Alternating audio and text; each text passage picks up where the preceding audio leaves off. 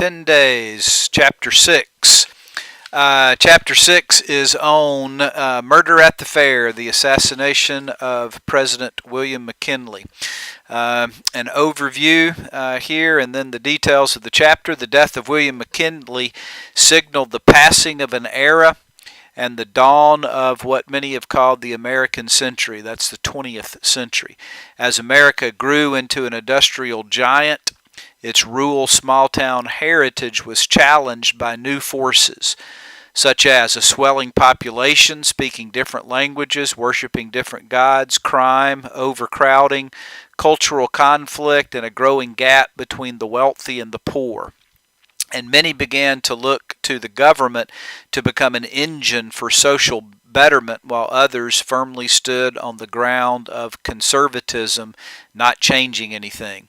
So this sixth essay analyzes the transition from rural and small town to industrial and urban America through the unfortunate assassination of the symbol of the past, and the 19th century, that would be William McKinley, and the coming to power of the first symbol of modern America, which would be President Theodore Roosevelt, who followed McKinley after his untimely assassination.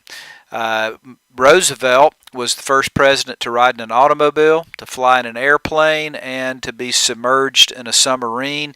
The central question of the day at this transition time was, should excessive power of corporate wealth and the dangers of growing labor radicalism, environmental problems, the emergence of America as a world power, did it need to be addressed in a different way, i.e., did it need to be addressed by a stronger government and a stronger president? So that's kind of an overview of the importance of that chapter. The details of it obviously begin with McKinley, his person, his presidency, and his assassination. McKinley visited what was called the Pan American Exposition in Buffalo in September of 1901, and the chapter sets up that in 1901 America was obviously at the turn of the century in a time of transition, and McKinley kind of represented the past and perhaps as a bridge to the future, but very much having roots in the past. He was a veteran and in some ways a hero of the American Civil War. At this time you have problems of overcrowded cities, industrialization. These types of problems were emerging, and the power of the president was very limited at this time period. You pick up on some of that as you even read through the events of his assassination. Personally, in regard to McKinley, somewhat of a difficult life prior to becoming president. The book talks about how devoted he was to his wife, who was ill and sickly through most of his lifetime. They had lost some children as well. In terms of the assassination, McKinley is assassinated, as I mentioned, in 1901 in Buffalo. His assassin was a man by the name of Leon Czolgosz, who was a Polish-German immigrant. He was unemployed. He was mentally disturbed, as you might expect, and he was also a radical, an extremist. He was an anarchist, wanted to see the overthrow of much of what existed in the world in terms of government. Anarchist at this time, by the way, had killed a number of different rulers, including the Tsar of Russia.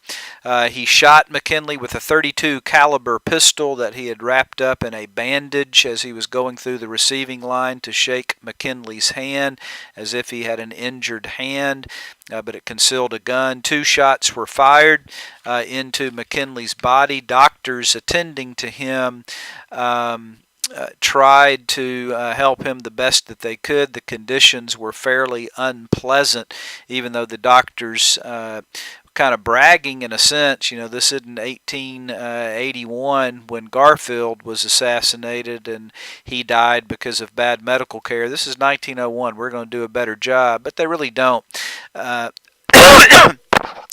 two bodies had been lodged into Mckinley. They were able to get one of them out, but one remained. Infection began to spread, signs that Mckinley might recover, but infection spread, and he died on September the 14th. And the hymn that he had sung right before his death and at his funeral was the song Nearer My God to Thee. That was his favorite.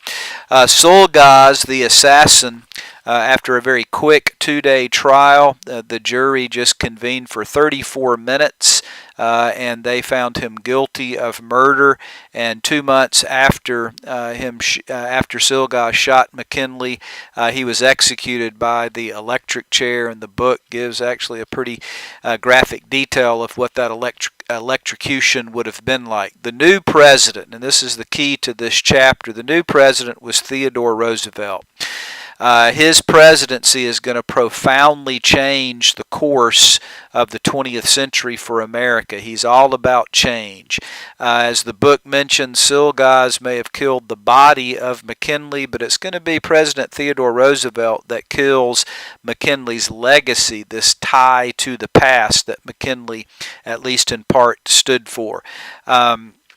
TR, a lot can be said about him. He was the youngest president ever to serve. JFK was the youngest ever elected, but TR is younger than he was when he's serving after McKinley's death.